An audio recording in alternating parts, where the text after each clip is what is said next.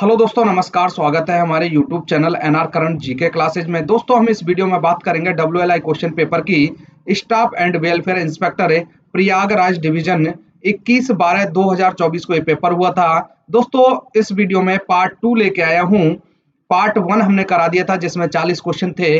Part 2 में दोस्तों 40 के बाद 110 तक जितने भी क्वेश्चन है मैं इस वीडियो में हल कराने वाला हूँ, जो आगामी परीक्षाओं के लिए बहुत ही महत्वपूर्ण रहेंगे। वीडियो बहुत ही जबरदस्त होने वाला है, ध्यान से देखिएगा दोस्तों।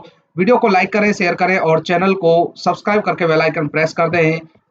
तो दोस्तों शुरू करते हैं। ये रहा पेपर दिनांक 21/12/2024 से। यह प्रयागराज मंडल का है। 35% एलडीसी कोटा और मैक्सिमम मार्क 100 है।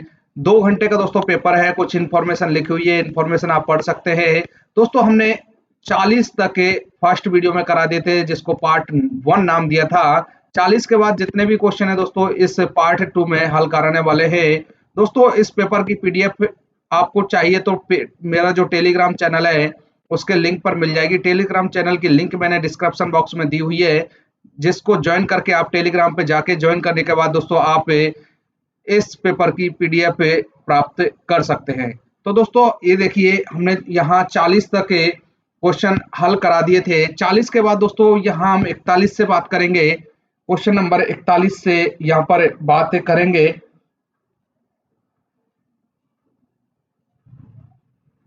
आरटीआई सूचना का अधिकार अधिनियम के तहत सार्वजनिक प्राधिकरण के रूप में कौन माना जाता है? आरटीआई के बारे में दोस्तों मैंने पहले आपको बता दिया था, थोड़ा सा भी आरटीआई के बारे में बता देता हूं।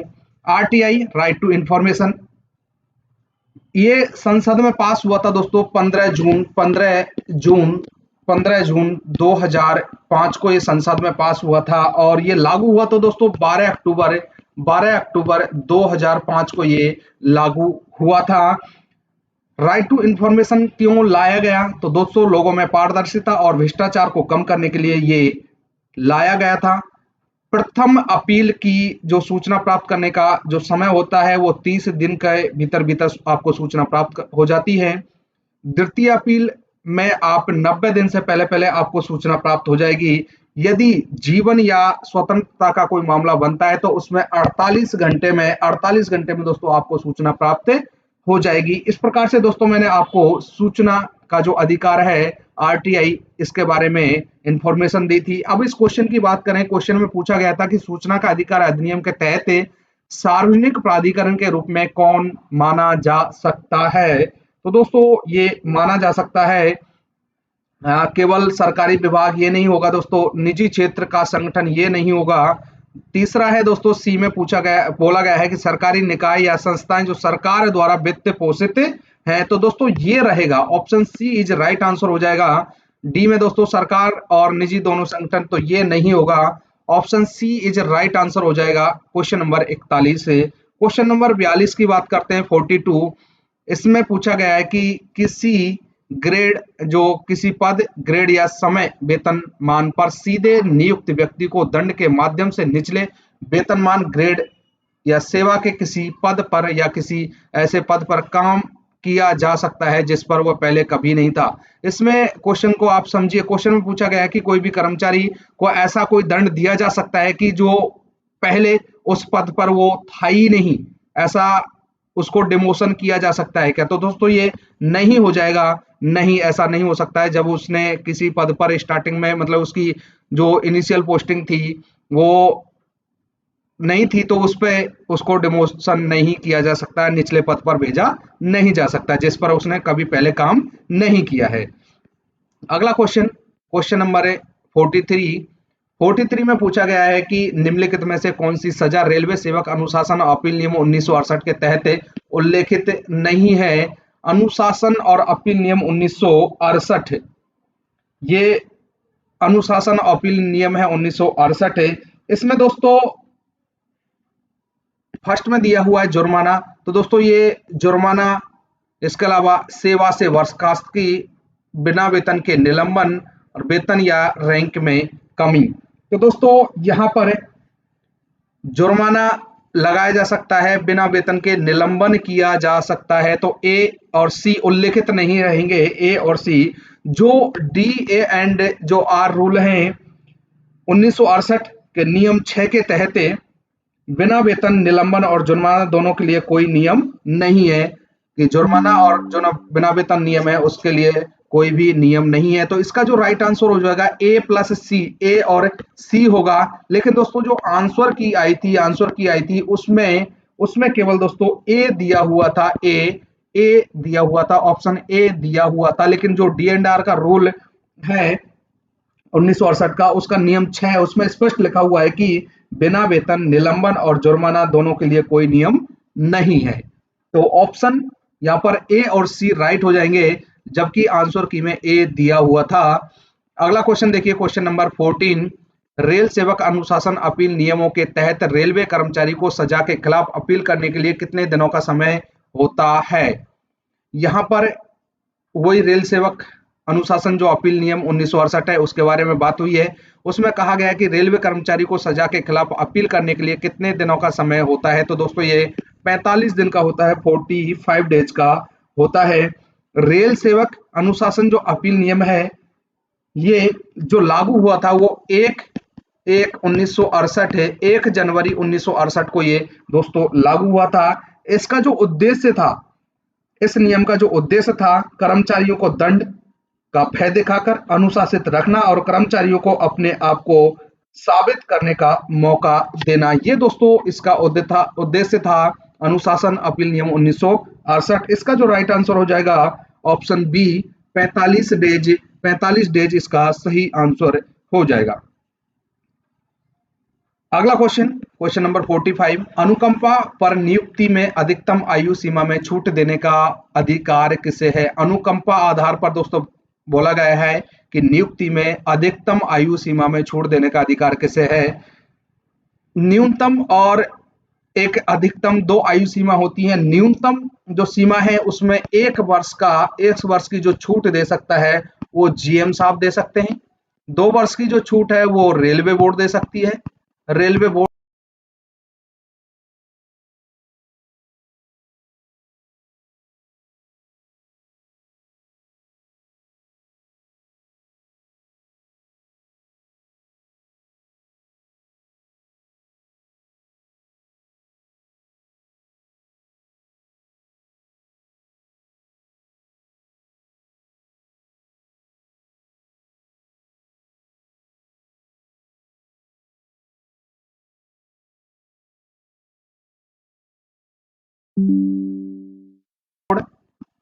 और न्यूनतम सीमा की बात हुई है। न्यूनतम सीमा में 1 वर्ष की छूट जीएम साहब, 2 वर्ष की छूट रेलवे बोर्ड, और अधिकतम सीमा के बारे में यहाँ पूछा गया था। अधिकतम सीमा में 1 वर्ष की जो छूट है वो डीआरएम साहब दे सकते हैं। डीआरएम साहब यहाँ पर दे सकते हैं। तो option C is right answer हो जाएगा, मंडल रेल प्रबंधक। यहाँ पर यही पूछा गया था कि अधिकतम आयु सीमा में छूट देने का अधिकार किसे है? तो दोस्तों मंडल रेल प्रबंधक को है, डीआरएम साहब को। अगर न्यूनतम सीमा पूछ लिया जाता तो 1 वर्ष की छूट जीएम साहब को और 2 वर्ष की छूट रेलवे बोर्ड को। अगला क्वेश्चन देखते हैं, क्वेश्चन नंबर 46 है। विभागीय जांच में रेलवे कर्मचारी की रक्षा के लिए क्या प्रावधान है? What is the provision for railway servants defence in departmental inquiry? Question number 46 है। ऑप्शन यहाँ पर साइड में दिए हुए हैं। केवल कर्मचारी केवल लिखित रक्षा प्रस्तुत कर सकते हैं, तो ये नहीं होगा। कर्मचारी गवाहों को बुला सकते हैं और प्रमाण प्रस्तुत कर सकते हैं, तो दोस्तों ये हो जाएगा। प्रमाण प्रस्तुत कर सकते हैं, गवाहों को बुला सकते हैं। कर्मचारी केवल गवाहों का परिक्रमण कर सकते हैं, ये गलत होगा। विभागीय जांच में कोई रक्षा की अनुमति नहीं है, ये भी गलत हो जाएगा। तो option B is right answer हो जाएगा क्वेश्चन नंबर 46। अगला देखिए क्वेश्चन नंबर 47। थोड़ा सा इसको मिटा देते हैं। 47 में पूछा गया है कि रेल सेवक अनुशासन अपील नियम, वही अनुशासन अपील नियम 1968 नियमों के तहत रेलवे कर्मचारी के निलंबन के बारे में निम्नलिखित में से कौन सा कथन सही है? कौन सा कथन सही है? सही के बारे में यहाँ पर पूछा गया है। तो दोस्तों ये निलंबन केवल, ऑप्शन ए में जो लिखा हुआ है निलंबन केवल रेलवे बोर्ड से पूर्व अनुमति के साथ किया जा सकता है, तो ये तो गलत हो जाएगा। निलंबन के दौरान कर्मचारी को पूरा वेतन मिलता है? नहीं दोस्तों, 50% निर्वाह भत्ता मिलता है, तो ये भी गलत हो जाएगा।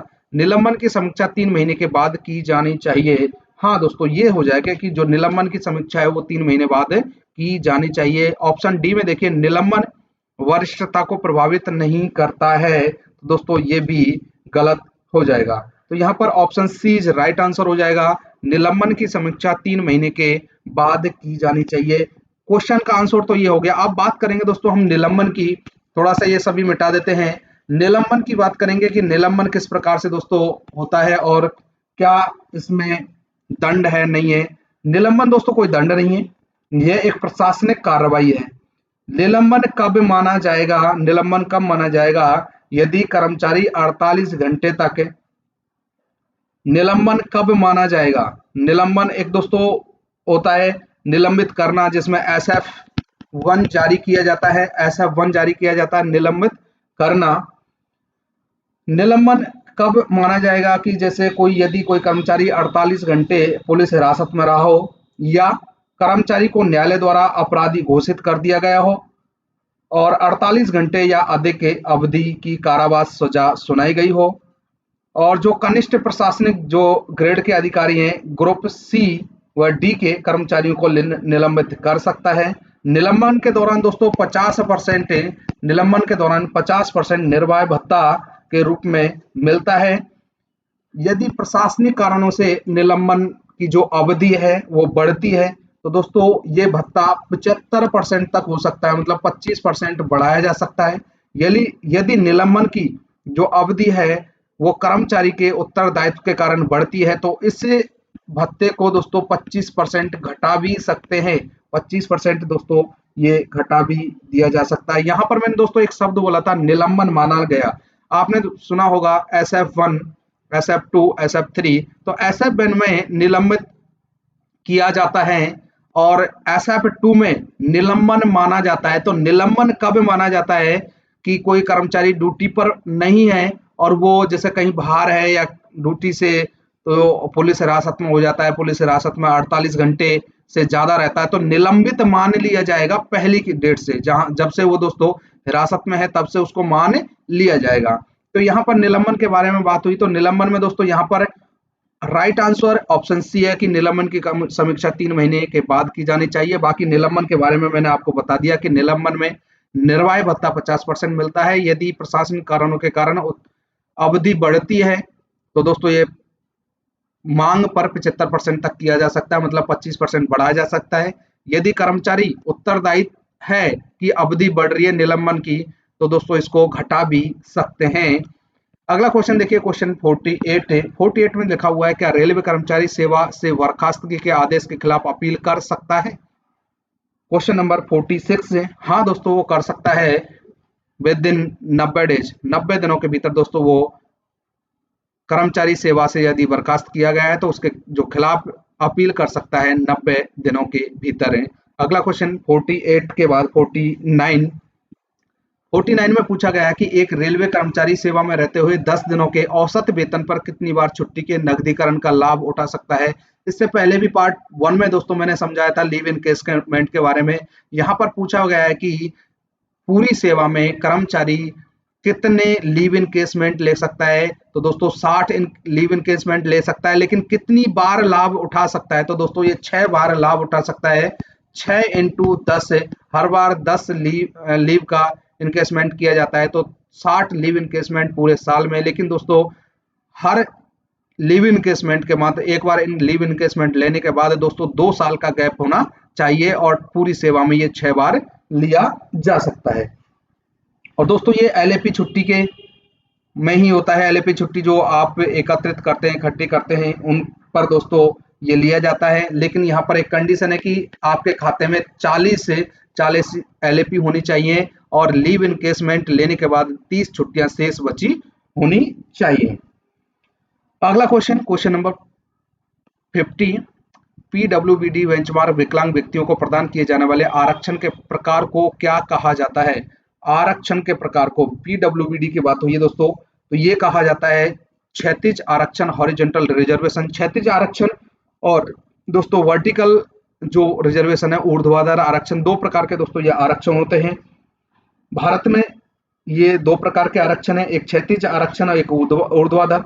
ऊर्ध्वाधर जो आरक्षण होता है दोस्तों, उसमें SC ST OBC जो कैंडिडेट होते हैं उनको ऊर्ध्वाधर आरक्षण में उनको रखा गया है। क्षैतिज आरक्षण में दोस्तों जैसे ट्रांसजेंडर है, विकलांग है, इनको दोस्तों ये रखा गया है। तो यहाँ विकलांग वाले के लिए पूछा गया है, तो विकलांग में दोस्तों क्षैतिज आरक्षण उसको रखा गया है क्षैतिज आरक्षण में। तो option B is right answer हो जाएगा। इसका जो उल्लेख है, क्षैतिज आरक्षण का जो उल्लेख है वो संविधान के अनुच्छेद 15 के 3 में किया गया है। यहाँ पर राइट आंसर ऑप्शन बी। अगला क्वेश्चन, क्वेश्चन नंबर 51, सहानुभूति नियुक्ति नियमों के तहत कौन सहानुभूति नियुक्ति के लिए आवेदन कर सकता है? क्वेश्चन नंबर 51 में पूछा गया है कि जो सहानुभूति के जो नियम हैं उनके तहत कौन सहानुभूति नियुक्ति के लिए आवेदन कर सकता है। तो दोस्तों आपको पता है जो भी आश्रित रहेगा वो आवेदन कर सकता है। मृतक कर्मचारी का कोई भी आश्रित रहेगा दोस्तों वो कर सकता है। तो देखते हैं ऑप्शन ए में केवल मृतक कर्मचारी का पति पत्नी, तो ये गलत हो जाएगा। मृतक कर्मचारी का कोई भी आश्रित, ये राइट हो जाएगा। केवल मृतक कर्मचारी का सबसे बड़ा पुत्र, ये भी गलत होगा। केवल कर्मचारी कानूनी उत्तराधिकारी, ये भी गलत होगा। तो option B is right answer हो जाएगा। आश्रित में दोस्तों किस किस को माना जाता है? आश्रित में जैसे पत्नी है, पुत्र है, पुत्री है, विधवा है या तलाकशुदा है, विधवा या तलाकशुदा माँ बोल सकते हैं दोस्तों। इसके अलावा कानूनी रूप से तलाकशुदा बेटी और कोई गोद लिया हुआ बच्चा, जो कानूनी तौर पर कोई बच्चा गोद लिया गया है, वो भी दोस्तों मृतक का आश्रित माना जाएगा। क्वेश्चन नंबर 52, क्वेश्चन नंबर 52 में देखिए, कर्मचारी अपनी मूल वेतन का 10% योगदान करते हैं।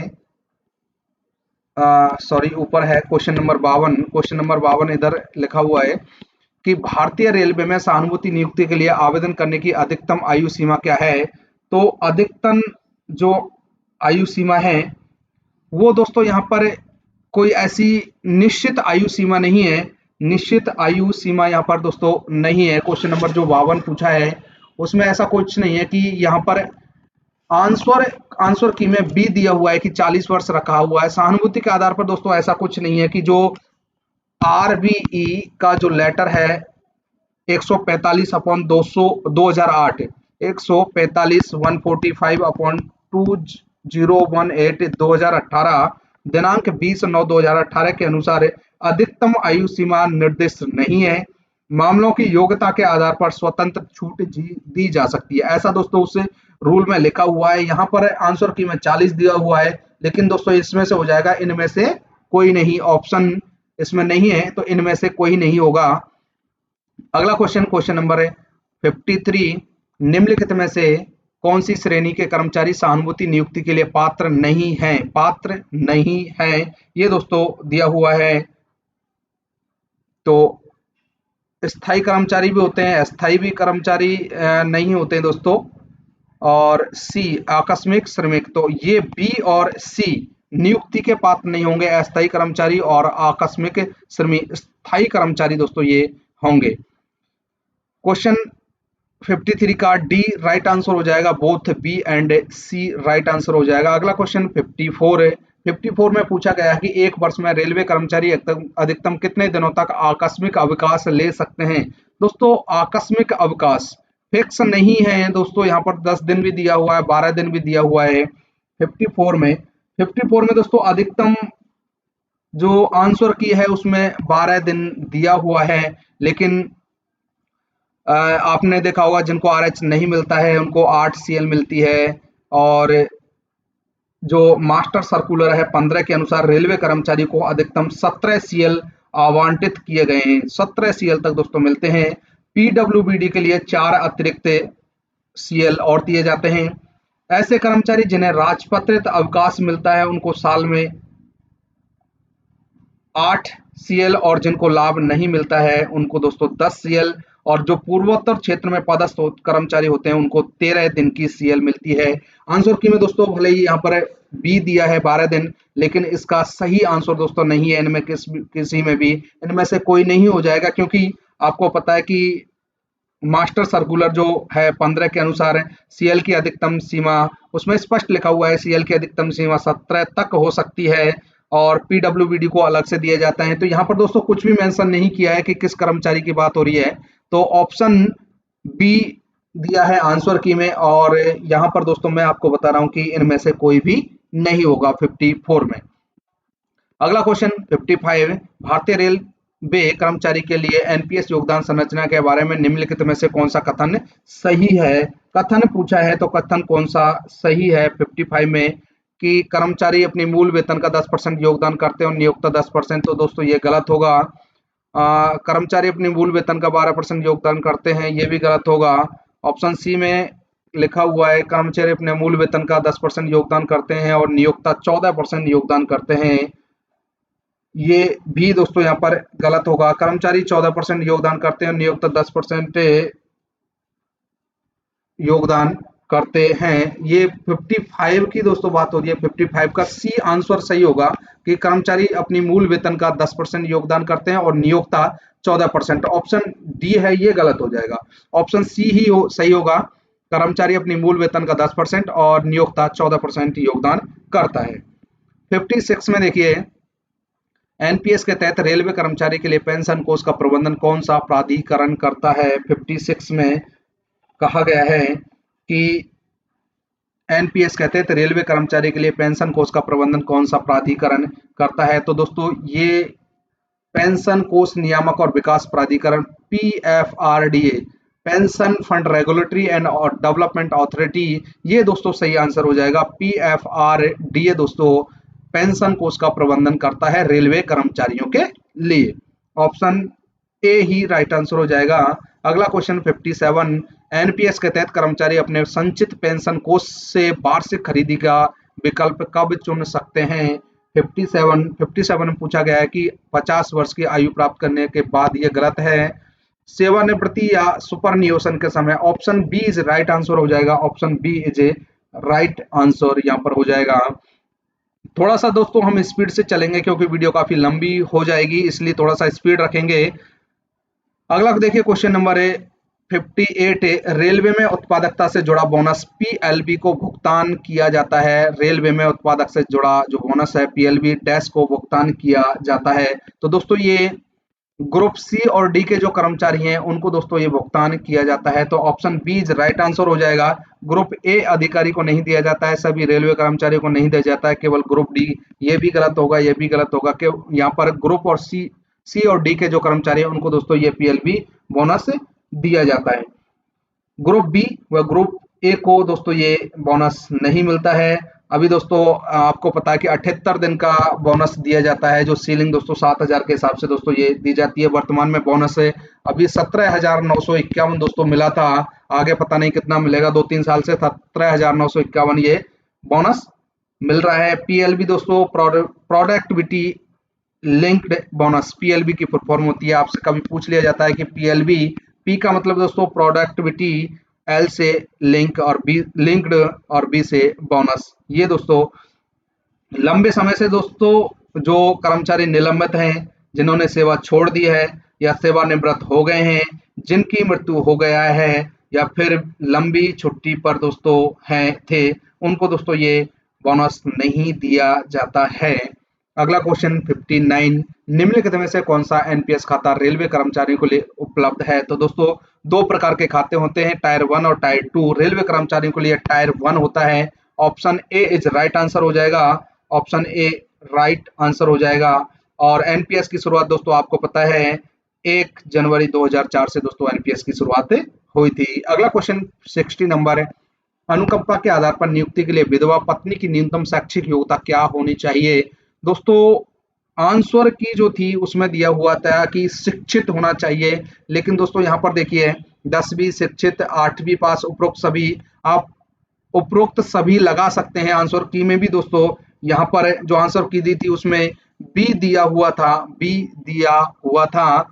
लेकिन दोस्तों आपको पता है कि कुछ ग्रुप डी की पोस्ट हैं, जो मास्टर सर्कुलर है 15 उसके अनुसार कोई योग्यता की आवश्यकता नहीं है। ग्रुप डी में कुछ ऐसी पद हैं जिनमें कोई भी योग्यता की आवश्यकता नहीं है। तो दोस्तों इनमें से कोई भी नहीं हो सकता है, इनमें से कोई भी नहीं होगा। आंसर में दोस्तों शिक्षित दिया हुआ है, आंसर की जो दी हुई है उसमें शिक्षित दिया हुआ है, लेकिन दोस्तों इनमें से कोई भी नहीं आंसर हो जाएगा, क्योंकि ग्रुप डी में कुछ ऐसी पोस्ट हैं जहां पर योग्यता पर कोई भी जोर नहीं दिया है, कोई भी योग्यता दोस्तों वहां पर निर्धारित नहीं की है मास्टर सर्कुलर 15 के अनुसार।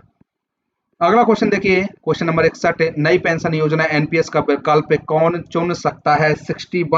61 में देखिए दोस्तों, केवल सरकारी स्थायी कर्मचारी, ये गलत होगा।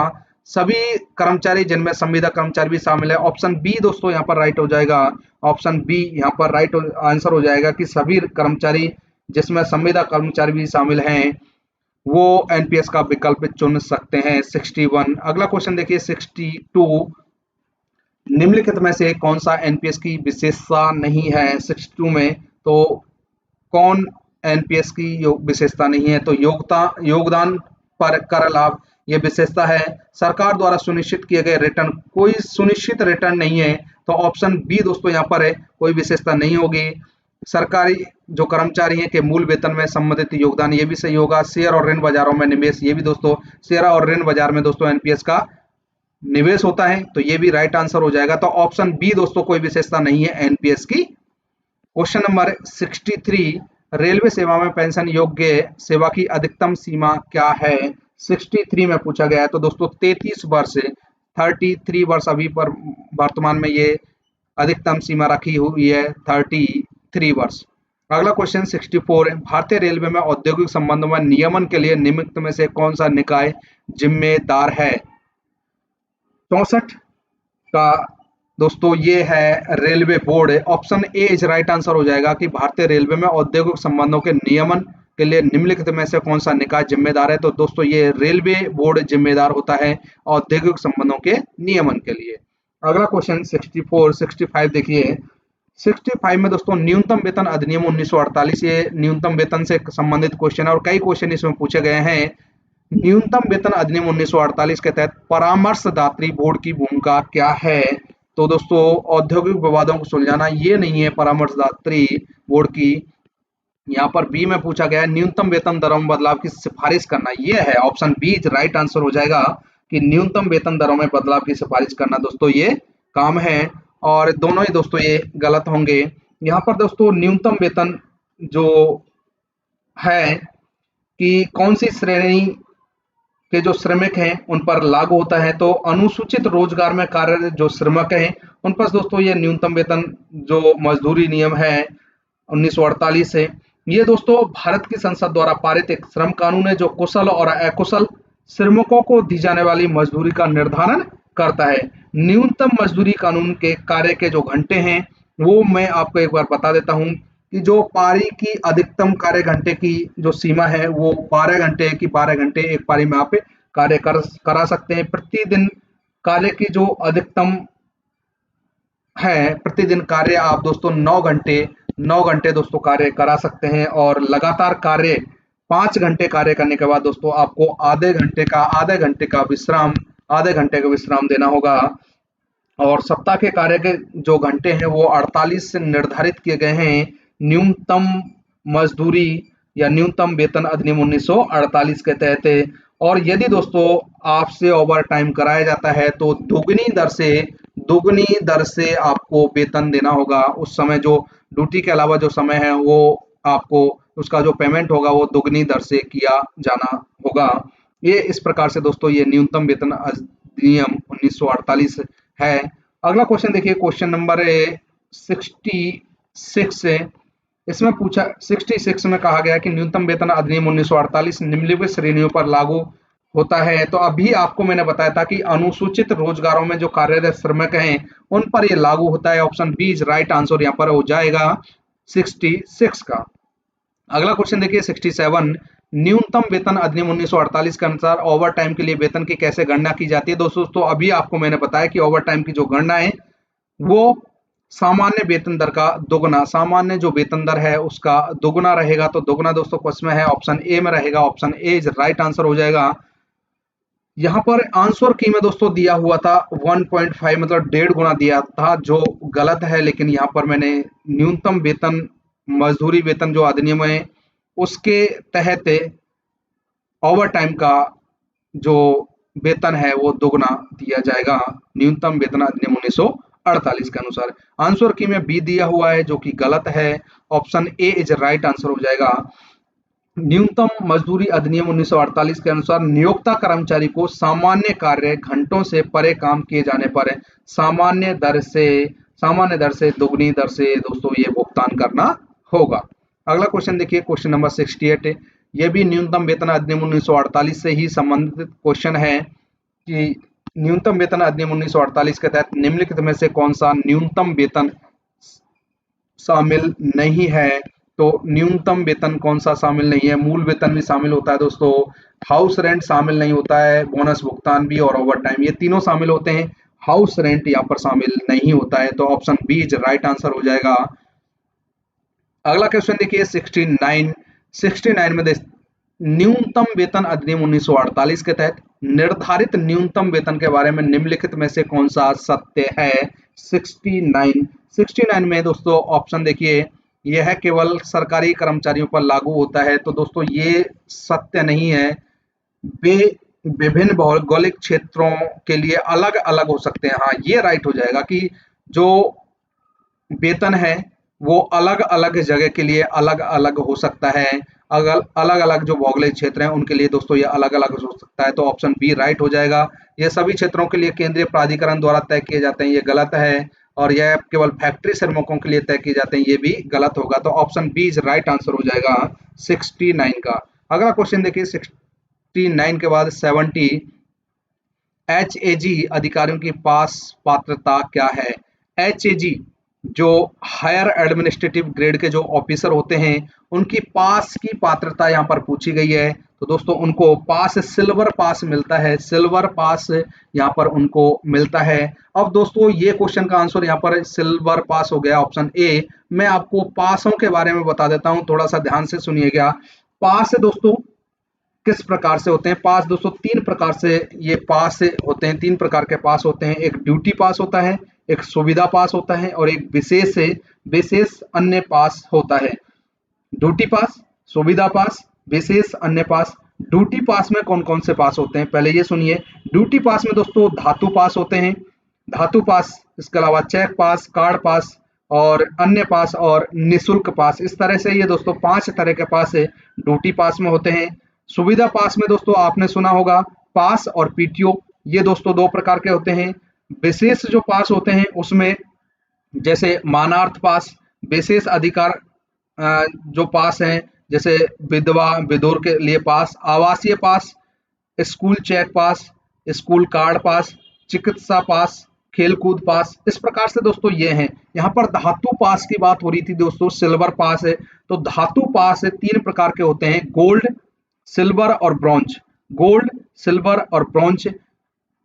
गोल्ड पास किन किन को मिलता है? जिनकी लेवल 16 और 17 के जो कर्मचारी हैं उनको दोस्तों ये पास दिया जाता है, जिसमें सीआरबी जैसे railway board manager, GM, CRS, इनको दोस्तों ये गोल्ड पास मिलता है।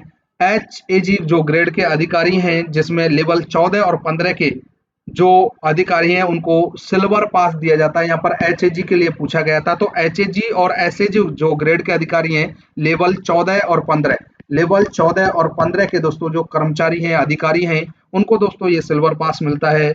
ब्रॉन्ज पास के बारे में बात करें तो जो JAG जूनियर स्केल के जो अधिकारी हैं और सलेक्शन ग्रेड के जो अधिकारी हैं जिनमें लेवल 8 से लेकर 13 तक दोस्तों इनको यहाँ पर पास मिलता है, ब्रॉन्ज पास, जिसमें लेवल 8, 9 दोस्तों ये राजपत्रित कर्मचारी होंगे उनको ही मिलेगा ब्रॉन्ज पास। तो दोस्तों इस प्रकार से ये पास मिलते हैं। यहाँ पर जो सही आंसर हो जाएगा ऑप्शन ए हो जाएगा, सिल्वर पास। अगला क्वेश्चन देखिए, क्वेश्चन नंबर 71, सेवा से हटाए जाने की स्थिति में रेलवे कर्मचारी की पुनर्नियुक्ति पर डैश के द्वारा विचार किया जा सकता है। तो दोस्तों पुनरीक्षण अधिकारी से अधिक अधिकारी जो higher than the receiving authority, revising authority, higher than the revising authority, पुनरीक्षण जो अधिकारी है उससे अधिक ग्रेड का जो अधिकारी है वही दोस्तों यहाँ पर सेवा से जो हटा दिया जाता है, उस स्थिति में रेलवे कर्मचारी की पुनर्नियुक्ति के लिए दोस्तों वो विचार कर सकता है। तो ऑप्शन सी राइट आंसर हो जाएगा 71 का। अब देखते हैं 72 में पूछा गया कि पूरक चयन लिखित परीक्षा अधिकतम बार आयोजित की जा सकती है। तो दोस्तों ये 2 बार आयोजित की जा सकती है, option B is right answer हो जाएगा। अगला क्वेश्चन देखिए, क्वेश्चन नंबर 73, निर्वाह भत्ता कितना दिया जाता है? तो निर्वाह भत्ता मैंने आपको पहले भी बताया था कि 50% दिया जाता है। 50% दोस्तों ये निर्वाह भत्ता दिया जाता है, जिसमें मैंने आपको बताया था कि निर्वाह भत्ते के लिए जो मानक फॉर्म जारी किया जाता है वो SF3 जारी किया जाता है निर्वाह भत्ते के लिए, जिसको हम बेरोजगार प्रमाण पत्र भी कह सकते हैं। निर्वाह भत्ते में दोस्तों वेतन प्लस DA का 50% दिया जाता है। यहाँ पर जो पूछा गया है 50% है, तो यहाँ पर वेतन और DA का 50% दिया जाता है। मैंने आपको बताया था कि 3 माह से अधिक अवधि होती है कि प्रशासनिक कारणों से निलंबन की जो अवधि है 3 माह से अधिक होती है, तो ऑफिसर्स चाहते हैं कि निर्वाह भत्ता बढ़े तो वो 25% तक दोस्तों उसको बढ़ा सकते हैं। यदि निलंबन की अवधि कर्मचारी के उत्तरदायित्व के कारण बनती है तो निर्वाह भत्ते को दोस्तों 25% घटा सकते हैं, मतलब केवल 25% ही दोस्तों दिया जाएगा। ऑप्शन यहाँ पर ए राइट आंसर है 73 का। अगला देखिए 74 में पूछा गया है 1 वर्ष के लिए पैनल की अवधि बढ़ाने के लिए सक्षम अधिकारी कौन है? तो दोस्तों पैनल की अवधि बढ़ाने के लिए जो सक्षम अधिकारी है यहाँ पर प्रधान मुख्य कार्मिक अधिकारी, प्रिंसिपल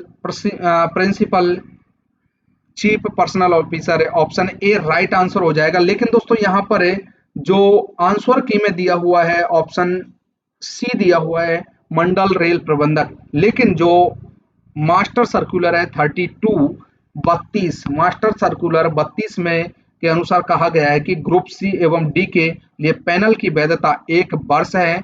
सीपीओ के अनुमोदन सीपीओ के जो अनुमोदन है उसके बाद इसे 1 वर्ष के लिए और बढ़ाया जा सकता है, तथा पैनल की जो चयन पैनल है उसकी वैधता 2 वर्ष है। यहाँ पर स्पष्ट लिख दिया गया है कि मास्टर सर्कुलर जो 32 है उसमें ग्रुप सी और डी के लिए पैनल की वैधता जो है 1 वर्ष है, और सीपीओ या पीसीपीओ की जो अनुमोदन है उससे 1 वर्ष और इसको दोस्तों बढ़ाया जा सकता है। तो ऑप्शन ए राइट आंसर हो जाएगा 74 का। आंसर की में यहाँ पर सी दिया हुआ है, तो आपको दोस्तों ये ध्यान रखना है। अगला क्वेश्चन 75, NIP का पूर्ण रूप क्या है? Full form of NIP, full form of NIP की फुल फॉर्म होती है दोस्तों, ऑप्शन ए में लिखा हुआ है notice of imposition of penalty, notice of imposition of penalty, option A is a right answer है।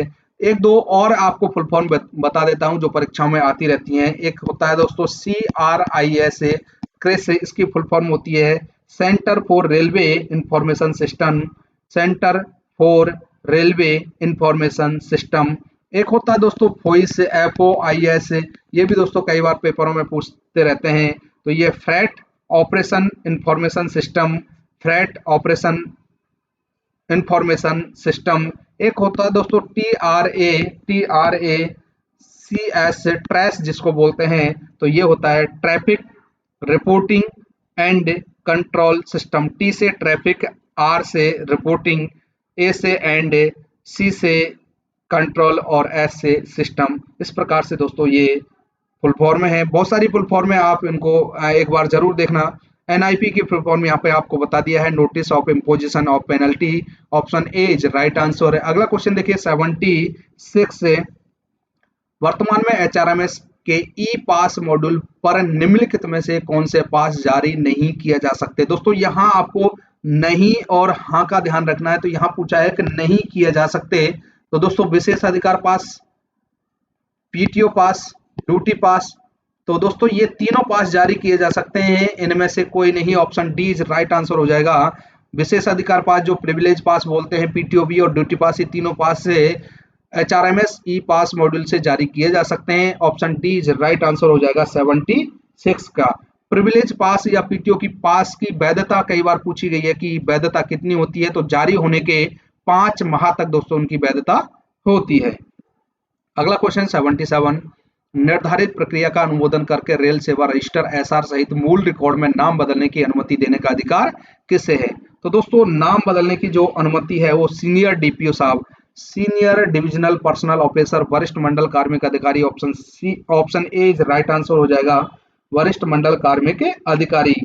दोस्तों पीएनएम का सचिव कई बार पूछ लिया जाता है कि पीएनएम जो स्थायी वार्ता तंत्र है उसका सचिव कौन है होता है, तो ये सीनियर डीपीओ साहिब ही होते हैं।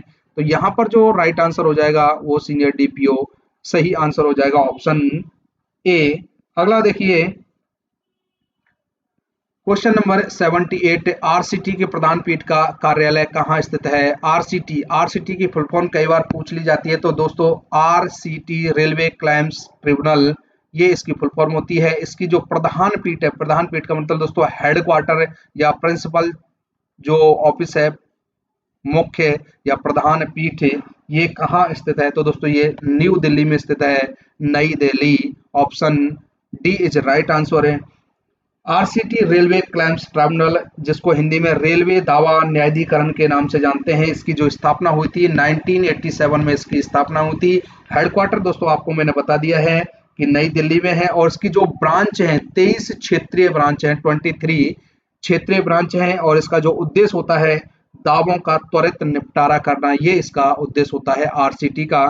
तो आरसीटी के बारे में दोस्तों यहाँ पर प्रधान पूछी गई है, तो ये नई दिल्ली में है, स्थापना 1987। अगला क्वेश्चन देखिए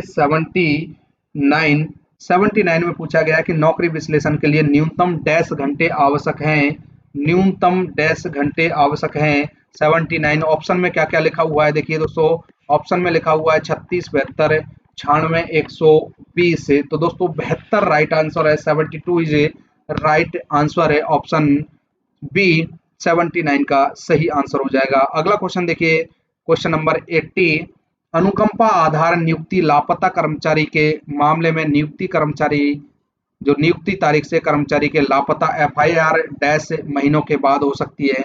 दोबारा से क्वेश्चन पढ़िए कि अनुकंपा आधार पर कोई नियुक्ति अगर देनी है और लापता कर्मचारी है, लापता जो कर्मचारी उसके आश्रित को दोस्तों अनुकंपा नियुक्ति देनी है, तो दोस्तों ये एफआईआर होने के कितने महीनों बाद हो सकती है? तो दोस्तों ये 2 वर्ष का होता है, 2 वर्ष का मतलब 24 माह।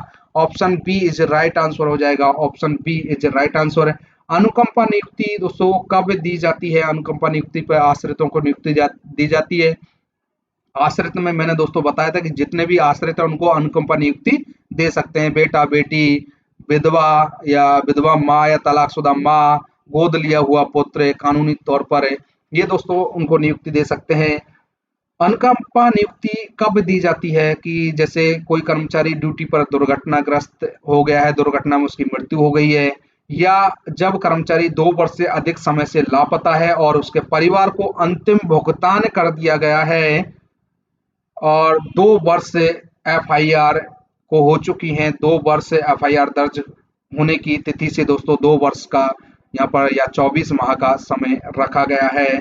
या तीसरा दोस्तों अपंग होने की स्थिति में जब कर्मचारी चिकित्सा की सभी श्रेणियों से विकटीकृत हो जाए और दोस्तों बोल दिया जाए कि ये कोई भी ड्यूटी नहीं कर सकता है, तो दोस्तों अनुकंपा नियुक्ति दी जा सकती है। या फिर दोस्तों हृदय रोग ये है, कोई कैंसर है, या दोस्तों कोई गंभीर बीमारी है, तो उससे ग्रसित कर्मचारी को डॉक्टर द्वारा विकोटीकृत कर दिया गया है और उसे कोई भी वैकल्पिक नौकरी नहीं दी जा सकेगी, तब दोस्तों अनुकंपा नियुक्ति दी जाती है। यहाँ पर दोस्तों एफआईआर होने के 24 महीनों के बाद दोस्तों ये नियुक्ति दी जा सकती है। नियुक्ति में दोस्तों जो अनुकंपा नियुक्ति है वो 2 वर्ष एफआईआर के हो जाने चाहिए, कि जब हमने एफआईआर दर्ज कराई है तो उसके बाद दोस्तों 2 वर्ष का समय होना चाहिए, तभी दोस्तों ये अनुकंपा नियुक्ति दी जाएगी। अगला क्वेश्चन 81 कि मंडल स्तर पर कर्मचारी कल्याण निधि एसबीएस समिति के अध्यक्ष होते हैं दोस्तों, ये वरिष्ठ मंडल कार्मिक अधिकारी होते हैं, सीनियर डीपीओ साहब। जो एसबीएफ है स्टाफ बेनिफिट फंड जो कमेटी होती है दोस्तों, उसके अध्यक्ष होते हैं वरिष्ठ मंडल कार्मिक अधिकारी, सीनियर डीपीओ साहब। एसबीएफ दोस्तों ये रेलवे में इंट्रोड्यूस हुआ था 1931 में, 1931 में दोस्तों ये रेलवे में आया था स्टाफ बेनिफिट फंड। अगला देखिए दोस्तों 82 में पूछा गया है कि उपयुक्तता या सुटेबिलिटी की जो लिस्ट होती है के माध्यम से कर्मचारियों को पदोन्नति देने के लिए रिक्ति मूल्यांकन के लिए निम्नलिखित में से कौन सी रिक्तियों पर विचार किया जा सकता है? तो दोस्तों कौन सी रिक्तियों पर विचार किया जा सकता है? उच्च ग्रेड रिक्तियां, प्रत्याशित रिक्तियां, कैडर में वर्तमान रिक्ति, ये तीनों रिक्तियों पर दोस्तों विचार किया जा सकता है। तो ऑल ऑफ दी अबव, उपरोक्त सभी दोस्तों यहाँ पर हो जाएगा। अगला देखिए 83 में पूछा गया है कि उस ब्लॉक की लंबाई क्या है जिसमें एक रेलवे कर्मचारी एक बार अखिल भारतीय अवकाश यात्रा रियायत AILTC का लाभ उठा सकता है। तो दोस्तों AILTC का लाभ उठा सकता है। AILTC दोस्तों all India leave travel concession, AILTC all India leave travel concession, ये इसकी फुल फॉर्म होती है AILTC की। दोस्तों यहाँ पर जो ब्लॉक पूछा गया है कि LTC प्राप्त करने के लिए चालू वर्ष के सभी पास दोस्तों यहाँ पर सरेंडर करने होंगे, और ब्लॉक दोस्तों 4 साल, ऑप्शन सी यहाँ पर राइट आंसर होगा। ऑप्शन सी 4 वर्ष दोस्तों यहाँ पर राइट आंसर हो जाएगा कि नई भर्ती किए गए जो व्यक्ति हैं को पहले 8 वर्षों में 4 वर्षों के प्रत्येक ब्लॉक में 3 तो दोस्तों होम टाउन LTC और 1 दोस्तों AILTC की अनुमति दी जाती है। तो यहाँ पर AILTC की पूछा गया है, तो दोस्तों यहाँ पर 4 वर्ष का ब्लॉक रखा जाता है। 4 वर्ष का ब्लॉक, यह सुविधा केंद्रीय सिविल सेवा जो अवकाश यात्रा रियायत नियम है 1988, इससे के तहत दोस्तों ये उपलब्ध कराई जाती है। इसमें क्या होता है दोस्तों, आपको LTC यदि प्राप्त करनी है, लीव ट्रेवल कंसेशन यदि प्राप्त करना है, तो आपको चालू वर्ष के सभी पास सरेंडर करने होंगे। यहाँ पर AILTC पूछा गया था, all India leave travel concession, अखिल भारतीय अवकाश यात्रा रियायत, ये दोस्तों आपको 4 वर्ष के ब्लॉक में दी जाती है, लाभ उठा सकते हैं। ऑप्शन सी राइट आंसर हो जाएगा। अगला क्वेश्चन देखिए, क्वेश्चन नंबर है 84 में पूछा गया है कि ग्रेड पे डैश के राजपत्रित अधिकारी टाइप 4 विशेष क्वार्टर के लिए पात्र हैं। तो दोस्तों टाइप 4 विशेष मतलब स्पेशल टाइप 4 की बात हुई है, तो ये option C is right answer हो जाएगा। 6600 जो ग्रेड पे के राजपत्रित अधिकारी हैं उनको स्पेशल टाइप 4 क्वार्टर उपलब्ध किए जाते हैं, मिलते हैं। मैं क्वार्टर्स के बारे में बता देता हूं कि जो लेवल 1 का है, जो इसको कहेंगे 1800 ग्रेड पे का जो कर्मचारी है उसको टाइप 1 क्वार्टर मिलता है। 1900 से लेकर 24 तक 1900 से लेकर 2400 तक ग्रेड पे के जो अधिकारी हैं, लेवल 2 से लेकर 4 के जो कर्मचारी हैं उनको टाइप 2 का क्वार्टर अलॉट किया जाता है।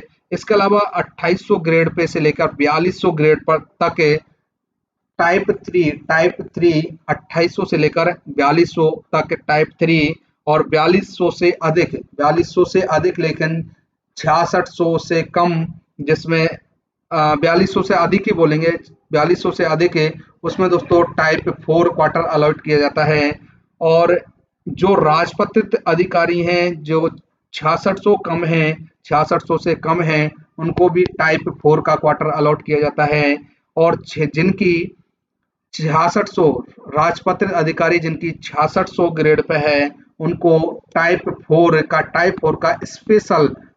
का स्पेशल मतलब क्वार्टर अलॉट किया जाता है। और राजपत्रित अधिकारी जो 6600 से अधिक हैं, 6600 से अधिक ग्रेड पे है, उनको दोस्तों टाइप 5 का क्वार्टर अलॉट किया जाता है। टाइप 5 का क्वार्टर दोस्तों उनको अलॉट किया जाएगा। तो यहाँ पर पूछा गया था कि स्पेशल टाइप 4, तो 6600 वाले को ऑप्शन सी राइट आंसर हो जाएगा। अगला क्वेश्चन देखिए, क्वेश्चन नंबर 85, ट्रेड टेस्ट में फेल होने के बाद एक कर्मचारी फिर से ट्रेड टेस्ट के लिए कब उपस्थित हो सकता है? तो 6 महीने बाद दोस्तों वो उपस्थित हो सकता है। Option A is right answer हो जाएगा। अगला क्वेश्चन देखिए 86 से, एमएससीपी के तहत वित्तीय उन्नयन की अधिकतम संख्या कितनी होती है? जो एमएससीपी दोस्तों मिलती है, एमएससीपी की फुल फॉर्म होती है मॉडिफाइड एस्योर्ड कैरियर प्रोग्रेशन, और यदि एस लगा देते हैं तो स्कीम। इसमें दोस्तों 3 अपग्रेडेशन मिलते हैं, 10 साल, 20 साल और 30 साल की। एक ही ग्रेड में यदि 10 साल की सेवा हो जाती है तो एक अपग्रेडेशन, उसके बाद अगली जो भी ग्रेड, अगर कोई और ग्रेड है उसमें अगर और 10 साल हो जाती हैं तो दोस्तों वहां पर दोस्तों एक अपग्रेडेशन और दिया जाता है। तो टोटल 3 अपग्रेडेशन दोस्तों दिए जाते हैं 10 साल के अंतराल पर, 20 साल के अंतराल पर और 30 साल के अंतराल पर। ग्रुप ए के कर्मचारियों को दोस्तों छोड़कर ये सभी पर लागू होती है। इसमें दोस्तों एक पद चेंज नहीं होगा, पदनाम चेंज नहीं होगा, वर्गीकरण चेंज नहीं होगा। केवल दोस्तों ये एक वित्तीय लाभ है और इसमें सभी कर्मचारियों की वर्ता जो वरीयता है, सीनियरिटी है, उस पर कोई भी प्रभाव नहीं पड़ेगा। अगला को देखिए 87 में पूछा गया है कि प्रत्येक विभाग में गैर चयन के रूप में पदों के वर्गीकरण का निर्णय करने के लिए सक्षम प्राधिकारी कौन है? तो दोस्तों ये रेलवे बोर्ड होता है। Option C is right answer है 87 का। अगला देखिए 87 के बाद 88 है। रेलवे बोर्ड का कौन सा परिपत्र भारतीय रेलवे में लेवल 7 से 8 उन्नयन से संबंधित है?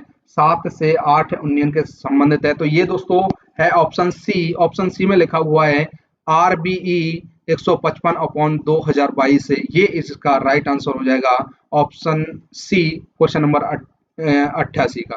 थोड़ा सा मैं यहाँ पर मिटा देता हूँ। 88 के बाद दोस्तों क्वेश्चन नंबर 89 कि LDC पदोन्नति के मामले में विचार का क्षेत्र जोन ऑफ कंसिडरेशन क्या है? तो यहाँ पर दोस्तों ऑप्शन बी राइट आंसर होगा 1/1/3। What is the zone consideration in case of LDC promotion? यहाँ पर 1/3 होगा। आंसर की जो दी हुई थी दोस्तों, आंसर की में दिया हुआ है 1/4, मतलब 1/4। सी आंसर दिया है, लेकिन दोस्तों बी राइट आंसर है। इसमें मास्टर सर्कुलर जो 31 है उसके पैरा 7.2 में स्पष्ट कहा गया है कि पैनल में शामिल किए जाने वाले कर्मचारियों की संख्या 3 गुना तक पात्र कर्मचारियों के चयन के लिए बुलाया जा सकता है। मास्टर सर्कुलर 31 के 7.2 में आप चेक कर सकते हैं कि इसमें स्पष्ट कहा गया है कि कर्मचारियों की संख्या 3 गुना तक पात्र कर्मचारियों को चयन के लिए बुलाया जा सकता है। तो यहाँ पर बी राइट आंसर हो जाएगा, ना कि सी। आंसर की में सी आंसर दिया हुआ है। अगला क्वेश्चन नंबर 90। निम्नलिखित में से किस उद्देश्य के लिए विशेष आकस्मिक अवकाश स्वीकृत नहीं किया जा सकता है? तो दोस्तों खेलों में भाग लेने के लिए भी दोस्तों यहाँ पर स्पेशल CL मिलती है। मूल्यांकनकर्ता के रूप में अदालत में इसमें भी मिलती है दोस्तों। नगर पालिका चुनाव में वोट डालने के लिए दोस्तों, ये जो वोट डालने के लिए भी स्पेशल CL मिलती है। लेकिन यहाँ पर दोस्तों लिखा हुआ है रविवार को कार्यालय में उपस्थित होने के लिए स्पेशल CL दोस्तों नहीं मिलेगी। ऑप्शन डी यहाँ पर दोस्तों सही होगा कि यहाँ स्पेशल CL आप दोस्तों रविवार को कार्यालय में उपस्थित होने के लिए जारी नहीं कर सकते। तो डी इज राइट आंसर हो जाएगा।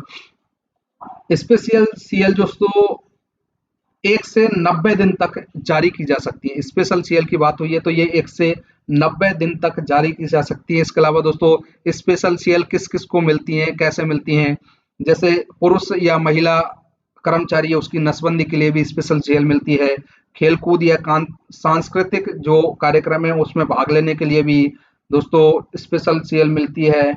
या जो पर्वतारोहण है उनको भी दोस्तों स्पेशल CL, स्काउट ड्यूटी के लिए, रक्तदान के लिए, खेलकूद प्रतियोगिताओं के लिए और चुनाव में वोट डालने के लिए, या गणतंत्र या स्वतंत्रता दिवस पर परेड के लिए, या यूनियंस की जो मीटिंग होती हैं उनमें भी दोस्तों स्पेशल CL मिलती है। तो यहाँ तीनों में दोस्तों स्पेशल CL यहाँ पर मिलेंगे।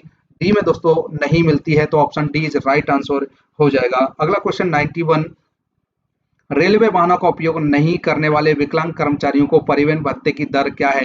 विकलांग कर्मचारी हैं तो विकलांग को दोस्तों ये दोगुना दिया जाता है। परिवहन भत्ते की सामान्य दर से दोगुना दोस्तों यहाँ पर दिया जाता है। तो दोगुना option B is right answer हो जाएगा कि बी में परिवहन भत्ते की सामान्य दर से ये दोस्तों उनको दिया जाता है दोगुना। अगला क्वेश्चन देखिए 92 कि निलंबित कर्मचारी को पदोन्नति में चयन के लिए आवश्यक लिखित परीक्षा में बैठने के लिए बुलाया जा सकता है। निलंबन के लिए दोस्तों ऑप्शन ए में लिखा हुआ है निलंबन के दौरान परीक्षा के लिए देने के लिए बुलाया जा सकता है। तो हाँ दोस्तों बुलाया जा सकता है। ऑप्शन बी में दोस्तों दिया हुआ है निलंबन समाप्त होने के बाद बुलाया जा सकता है। ये दोस्तों गलत है, तो ये भी गलत होगा, ये भी गलत है। तो ऑप्शन ए राइट आंसर हो जाएगा 92 का। अगला देखिए 92 के बाद 93 की लेवल 1 में ग्रुप डी के लिए नियुक्ति प्राधिकारी कौन है? मतलब लेवल 1 जो 1800 ग्रेड पे के अधिकारी कर्मचारी हैं उनका जूनियर स्केल ऑफिसर दोस्तों होते हैं। जूनियर स्केल ऑफिसर नियुक्ति प्राधिकारी होते हैं। Option A is right answer हो जाएगा। 94 में देखिए PCSO, PCSO का पूरा फुल फॉर्म पूछा गया है, फुल फॉर्म ऑफ PCSO। तो दोस्तों PCSO की फुल फॉर्म होती है principal chief safety officer. Safety आएगा दोस्तों, option B is right answer हो जाएगा, प्रिंसिपल चीफ सेफ्टी ऑफिसर है PCSO। ऐसे दोस्तों PCPO होता है, PCPO होता है, इसकी फुल फॉर्म होती है प्रिंसिपल चीफ पर्सनल ऑफिसर है, प्रिंसिपल चीफ पर्सनल ऑफिसर। ऐसे दोस्तों PCCM भी होता है, ये principal chief commercial manager, personnel chief commercial manager इसकी फुल फॉर्म होती है। एक दोस्तों PCOM होता है, PCOM principal chief operation manager, principal chief operation manager, ये इसकी फुल फॉर्म होती है। यहाँ पर दोस्तों PCSO का पूछा गया था, तो PCSO principal chief safety officer है। 94 का बी राइट आंसर हो जाएगा। 95 में देखिए, 7वें केंद्रीय वेतन आयोग के अनुसार DCRG की अधिकतम राशि क्या है? तो दोस्तों ये होती है 25 लाख रुपए, 25 लाख रुपए। यहाँ पर दोस्तों नन ऑफ अबव इनमें से कोई नहीं, ऑप्शन डी सही आंसर होगा। जबकि दोस्तों यहाँ पर आंसर की दी हुई थी, उसमें ए आंसर दिया हुआ जो कि गलत है। यहाँ पर 25 लाख होती है, तो option D is right answer हो जाएगा। DOPT का जो एक लेटर था दोस्तों 28/6/2024, उसके अनुसार जो CCS पेंशन नियम 2021 और CCS NPS के तहत जो ग्रेजुटी का भुगतान नियम 2021 के तहत सेवानिवृत्त जो ग्रेजुटी है या मृत्यु ग्रेजुटी है की अधिकतम सीमा 20 लाख से बढ़ाकर 25 लाख कर दिया, जो 1/1/2024 मतलब 1 जनवरी 2024 से दोस्तों वो प्रभावी है। तो यहाँ पर 25 लाख सही आंसर होगा, ऑप्शन डी दोस्तों यहाँ पर सही हो जाएगा। अगला क्वेश्चन 96 से कैट के बारे में पूछा गया कि कैट केंद्रीय प्रशासनिक न्यायाधिकरण के फैसले के खिलाफ अपील कहाँ हो सकती है? तो दोस्तों ये हाई कोर्ट में हो सकती है। कैट के बारे में बात हुई है, तो दोस्तों कैट का जो फुल फॉर्म होती है वो होती है सेंट्रल एडमिनिस्ट्रेटिव ट्रिब्यूनल। यहाँ ऊपर लिखा हुआ है सेंट्रल एडमिनिस्ट्रेटिव ट्रिब्यूनल। इसकी जो हेडक्वार्टर ये नई दिल्ली में इसका हेडक्वार्टर है। इसकी स्थापना कब हुई थी? तो इसकी स्थापना 1 नवंबर 1985 को दोस्तों इसकी स्थापना हुई थी, 1 नवंबर 1985। किस अनुच्छेद के तहत हुई थी? तो ये दोस्तों अनुच्छेद 323 के ए के तहत दोस्तों इसकी स्थापना हुई थी। इसके जो अध्यक्ष होते हैं और सदस्य होते हैं, उनकी नियुक्ति दोस्तों राष्ट्रपति द्वारा ही की जाती है। अध्यक्ष की सेवानिवृत्ति की उम्र 65 वर्ष होती है और सदस्यों की सेवानिवृत्ति की उम्र 62 वर्ष होती है। ये अध्यक्ष या सदस्य इस्तीफा देना चाहते हैं तो ये राष्ट्रपति को ही दोस्तों ये इस्तीफा देंगे, राष्ट्रपति को ही दोस्तों ये इस्तीफा देंगे। कैट के बारे में दोस्तों ये जानकारी यहाँ पर मैंने दी है। राइट आंसर दोस्तों हाई कोर्ट कि कैट ने यदि कोई फैसला दिया है उसके खिलाफ दोस्तों अपील आप हाई कोर्ट में कर सकते हैं। हेडक्वार्टर दिल्ली बताया था, स्थापना 1 नवंबर 1985 अनुच्छेद 323 ए के तहत। अध्यक्ष और सदस्य की जो नियुक्ति राष्ट्रपति द्वारा की जाती है, इस्तीफा देना है तब भी दोस्तों राष्ट्रपति को देंगे। अध्यक्ष की सेवानिवृत्ति की उम्र 65 वर्ष होती है और सदस्यों की सेवानिवृत्ति की उम्र 62 वर्ष दोस्तों होती है। अगला क्वेश्चन नंबर 97, स्वेच्छा सेवानिवृत्ति के न्यूनतम वर्ष की अर्हक सेवा होनी चाहिए। तो दोस्तों ये 20 वर्ष, option C is right answer हो जाएगा कि कोई भी कर्मचारी यदि BRS लेना चाहता है तो 20 वर्ष दोस्तों उसको लिए रखा गया है। 20 वर्ष दोस्तों BRS के लिए और मानार्थ पास के लिए दोस्तों ये हकदार हो जाते हैं 20 वर्ष की सेवा करने के बाद। 2 वर्ष में दोस्तों नियमित होते हैं। 5 वर्ष की सेवा यदि हो जाती है तो 3 सेट पास से मिलना स्टार्ट हो जाता है ग्रुप सी और डी के कर्मचारी के लिए। और इसके अलावा 5 साल की सेवा पूरी हो जाती है तो स्टडी लीव भी दोस्तों ली जा सकती है, स्टडी लीव भी। अगला क्वेश्चन 98 में पूछा गया है कि यात्रा भत्ता लेने के लिए कर्मचारी द्वारा अपने मुख्यालय से न्यूनतम कितनी दूरी तय करना अनिवार्य है? तो दोस्तों 8 किलोमीटर की दूरी, हेडक्वार्टर से 8 किलोमीटर दूरी दोस्तों तय करेगा, तभी दोस्तों उसको ट्रैवलिंग अलाउंस मिलेगा, यात्रा भत्ता दोस्तों मिलेगा। जो कर्मचारी ब्रेकडाउन में है, एक आपको ध्यान रखना है, जो कर्मचारी ब्रेकडाउन में काम करते हैं उनके लिए दोस्तों ये 8 किलोमीटर का जो शर्त है वो लागू नहीं होती है।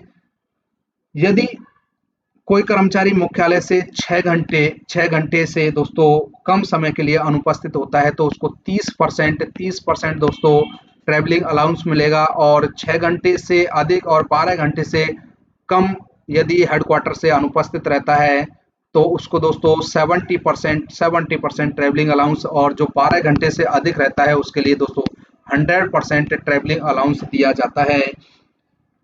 लेवल जो 5 है उसको अभी वर्तमान में यहाँ लिख रहा हूँ इधर 625 रुपये दोस्तों ट्रैवलिंग अलाउंस मिलता है लेवल 5 तक।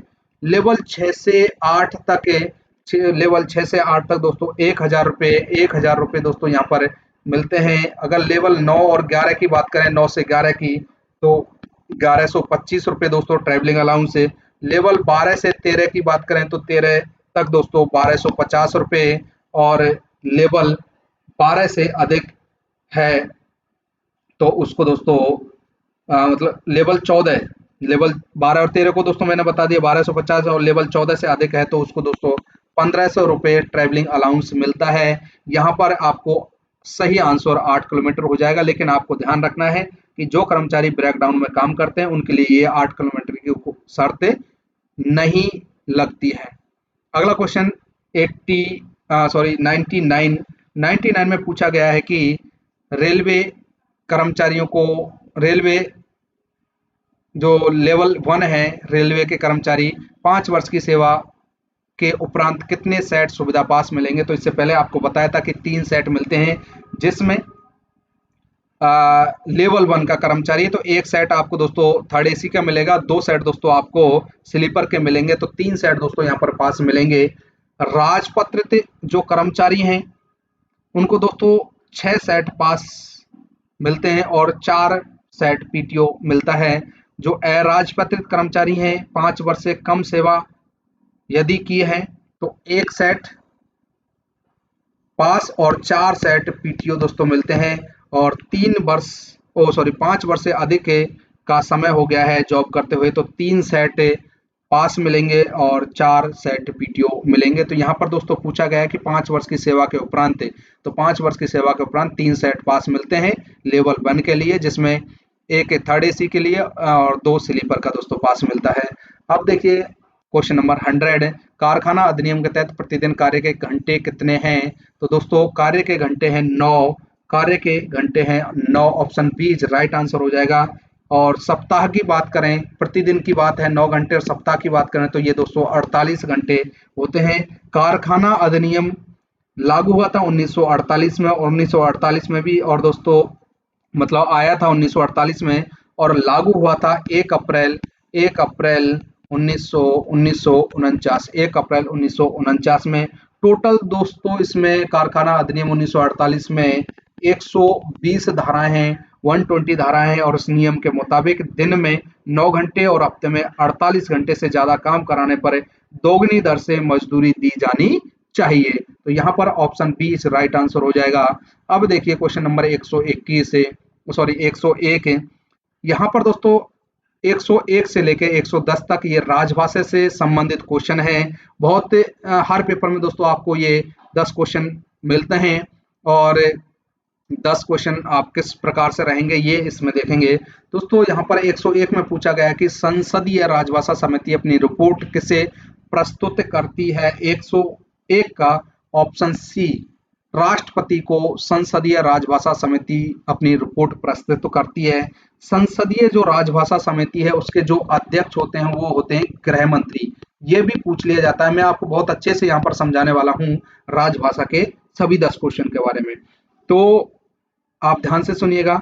राजभाषा जो संसदीय राजभाषा समिति है उसके अध्यक्ष गृह मंत्री होते हैं। ये समिति का जो गठन हुआ था 1976 में, 1976 में इस समिति का गठन हुआ था, और इसकी 3 उप समितियां होती हैं, 3 उप समिति होती हैं। अध्यक्ष मैंने आपको बता दिया गृह मंत्री।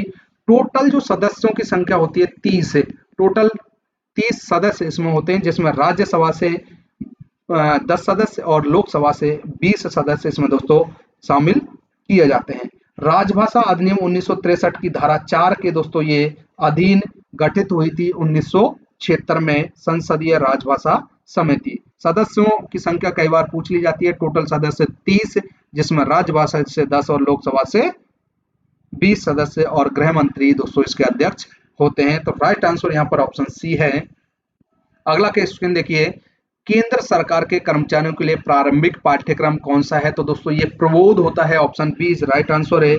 ऑप्शन बी, प्रबोध परीक्षा, जो प्रबोध परीक्षा होती है उसमें 70% से अधिक अंक कोई प्राप्त करता है तो उसको पुरस्कार के रूप में 1600 रुपये मिलते हैं। और 60 से यदि अधिक और 70 से कम कोई अंक प्राप्त करता है तो उसको 800 रुपये पुरस्कार के रूप में दे जाते हैं। और 55 से अधिक और 60 से कम, 55 से अधिक और 60 से कम उसको 400 रुपये दोस्तों पुरस्कार के रूप में दिए जाते हैं। यहाँ पर जो पूछा गया था कि केंद्र सरकार के कर्मचारियों के लिए प्रारंभिक पाठ्यक्रम कौन सा है, तो ऑप्शन बी में हो जाएगा प्रबोध।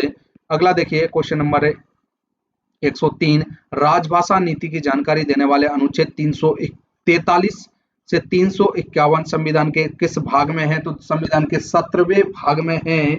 अनुच्छेद 343 से लेके 351 जो अनुच्छेद हैं वो भाग 17 में है, राजभाषा नीति के भाग 17। इसमें दोस्तों अनुच्छेद 343 है, इसमें संघ की राजभाषा अनुच्छेद 343 में कहा गया 343 के 1 में कि संघ की राजभाषा हिंदी होगी और लिपि कौन सी होगी? देवनागरी होगी। 344 में कहा गया है कि राजभाषा के संबंध में आयोग और संसद की समिति है। 345 में राज्य की राजभाषाएं। अनुच्छेद 351 में हिंदी भाषा के विकास के लिए निर्देश दिए गए हैं 351 में। तो दोस्तों महत्वपूर्ण ये अनुच्छेद मैंने आपको बताए हैं 343 से 351, भाग 17 इसको रखा गया है। अगला क्वेश्चन 104 में दोस्तों देखिए पूछा गया है कि क्षेत्रीय राजभाषा कार्यान्वयन समिति के अध्यक्ष कौन होते हैं? तो दोस्तों ये जीएम साहब होते हैं, महाप्रबंधक। क्षेत्रीय राजभाषा कार्यान्वयन समिति के अध्यक्ष महाप्रबंधक होते हैं। अगला क्वेश्चन देखिए क्वेश्चन नंबर 105 में देखिए, भारत के संविधान के अनुसार संघ की राजभाषा हिंदी होगी और लिपि देवनागरी होगी। Option C is right answer होगा। अनुच्छेद 343 के 1 में लिखा हुआ है कि संघ की राजभाषा हिंदी होगी और लिपि देवनागरी होगी। अनुच्छेद 343 के 1 में दोस्तों ये लिखा हुआ है। अगला देखिए 106 नंबर, राजभाषा नियम किस वर्ष में पारित हुए? राजभाषा नियम किस वर्ष में पारित हुए? राजभाषा नियम और राजभाषा अधिनियम दोनों दोस्तों अलग अलग हैं, तो आपको यहाँ पर ध्यान से पढ़ना है। राजभाषा नियम किस वर्ष में पारित हुए? तो राजभाषा नियम पारित हुए थे 1976 में। आंसर में दोस्तों दिया हुआ है 1963, ये आंसर दिया हुआ है आंसर की में, लेकिन दोस्तों यहाँ राजभाषा नियम की बात हुई है तो राजभाषा नियम 1976 में और राजभाषा अधिनियम 1963, राजभाषा अधिनियम 1963 में पारित हुए थे। यहाँ पर पूछा गया राजभाषा नियम इसलिए 1976, आपको दोस्तों कंफ्यूज नहीं होना है। राजभाषा नियम पारित हुआ था 1976 में, उसके बाद इसमें संशोधन भी हुए थे 1987 में, उसके बाद 2007 में और 2011 में दोस्तों इसमें संशोधन भी हुए हैं। 1963 जो राजभाषा अधिनियम है इसमें भी दोस्तों 1967 में दोस्तों संशोधन हुआ है।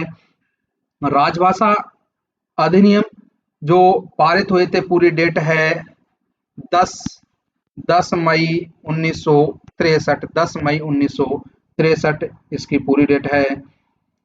अगला देखिए क्वेश्चन नंबर 107 में पूछा गया है कि हिंदी दिवस हर वर्ष कब मनाया जाता है? हिंदी दिवस के बारे में पूछी गई है, तो हिंदी दिवस 14 सितंबर को माना जाता है। हिंदी दिवस यदि पूछ लिया जाता है आपको विश्व हिंदी दिवस, तो दोस्तों ये 10 जनवरी को मनाया जाता है। दोनों में कंफ्यूज नहीं होना है आपको। हिंदी दिवस 14 सितंबर को और विश्व हिंदी दिवस 10 जनवरी को। मातृभाषा दिवस भी दोस्तों पूछ लिया जाता है तो ये 21 फरवरी को मातृभाषा दिवस मनाया जाता है।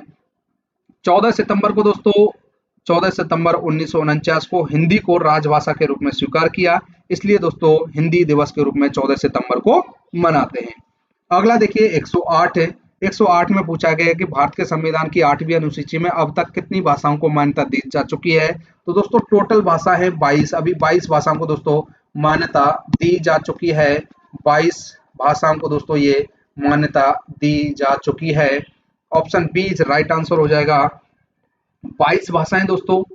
मूल संविधान की बात करें तो मूल संविधान में 14 भाषाएं थी। क्वेश्चन को बहुत अच्छे से दोस्तों आपको समझना है। मूल संविधान में 14 भाषाएं थी। उसके बाद दोस्तों 21वां संविधान संशोधन हुआ था 1967 में। 1967 में उसमें दोस्तों सिंधी भाषा को जोड़ा गया था। सिंधी भाषा को दोस्तों जोड़ा गया था, तो सिंधी दोस्तों 15वीं भाषा बन गई थी। उसके बाद 71वां संविधान संशोधन हुआ था। 71वां संविधान संशोधन हुआ था, ये हुआ था तो उस 1992 में इसमें 3 भाषाओं को जोड़ा गया था। को कोंकणी में मणिपुर और नेपाली। तो दोस्तों 16, 17, 18 3 भाषाएं जुड़ने के बाद 18 भाषाएं हो गई थी। उसके बाद दोस्तों 92वां संविधान संशोधन हुआ था 2003 में। 2003 में ये संशोधन हुआ था। इसमें बोडो, मैथिली, संथाली और डोगरी, इन 4 भाषाओं को जोड़ा गया था। तो टोटल अभी जो भाषाएं हैं 22 भाषाएं हैं। 22 भाषा हैं। 92वां संविधान इसमें 4 भाषाओं को जोड़ा। बोडो में संथाली, डो में संथाली, ट्रिक है बो से बोडो, बो से बोडो, डो से डोंगरी, मैं से मैथिली और से संथाली। तो 4 भाषाएं, टोटल अब 22 भाषाएं हैं। तो option B is right answer हो जाएगा। अब क्वेश्चन देखिए, क्वेश्चन नंबर 109। 109 में दोस्तों पूछा गया है कि निम्नलिखित में या भारत के संविधान में 8वीं अनुसूची में निम्नलिखित में से कौन सी भाषा शामिल नहीं है। तो दोस्तों अंग्रेजी भाषा शामिल नहीं है। Option D is right answer हो जाएगा। कौन कौन सी भाषाएं शामिल हैं, पहले मैं आपको मूल संविधान में जो 14 भाषाएं हैं वो बता देता हूं। 14 भाषाओं में कौन कौन सी हैं। पहली असमी, बंगाली, गुजराती, हिंदी, कन्नड़, कश्मीरी, मलयालम, मराठी, ओडिसी, पंजाबी, तमिल, तेलुगु, संस्कृत और उर्दू, ये 14 भाषा हैं। उसके बाद दोस्तों सिंधी 15वीं भाषा, कोंकणी, मणिपुर और नेपाली, ये दोस्तों जोड़ी गई थी 71वें संविधान संशोधन में। तो 16, 17, 18 ये 3 भाषा होगी। उसके बाद 4 भाषाएं जोड़ी गई थी 92वें संविधान संशोधन 2003 में। इसमें बोडो, मैथिली, संथाली और डोंगरी, ये दोस्तों 4 भाषाएं जोड़ी गई थी। तो यहाँ पर अंग्रेजी नहीं है। Option D is right answer दोस्तों यहाँ पर हो जाएगा। अगला क्वेश्चन देखिए, क्वेश्चन नंबर 110 से लास्ट क्वेश्चन है इस पेपर का। तो दोस्तों उससे पहले मैं आपको एक बार बोल दूं कि वीडियो को दोस्तों ज़्यादा से ज़्यादा शेयर कर दें और चैनल को दोस्तों ज़्यादा से ज़्यादा लोग सब्सक्राइब करें, बेल आइकन प्रेस कर दें। 110 क्वेश्चन देखिए। 110 में दोस्तों राजभाषा के क्रियान्वयन की दृष्टि से भारत में राजभाषा नियम 1976 के अंतर्गत कितने क्षेत्रों का वर्गीकरण किया गया है।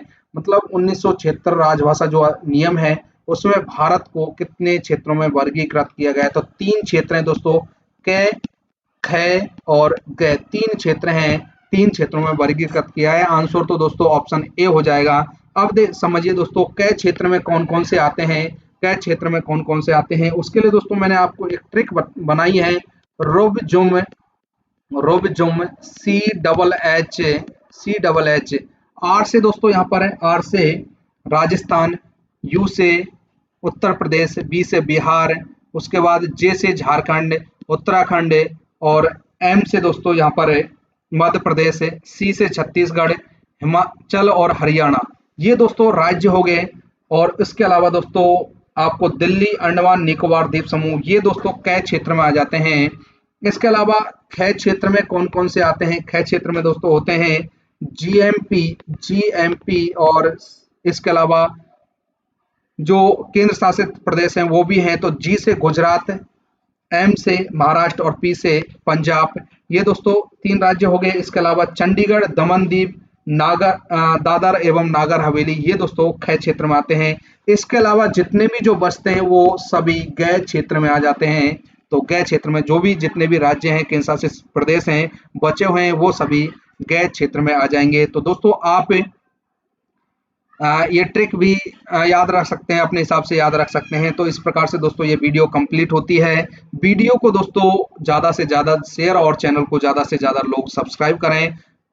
इस पेपर की पीडीएफ के बारे में मैंने आपको बता दिया, ताकि मेरा जो टेलीग्राम चैनल है जिसकी लिंक मैंने डिस्क्रिप्शन बॉक्स में दी हुई है, जैसे लिंक पर क्लिक करेंगे आप टेलीग्राम पर पहुंच जाएंगे। टेलीग्राम पर ज्वाइन करने के बाद दोस्तों आपको ये पेपर की पीडीएफ मिल जाएगी विथ आंसर की।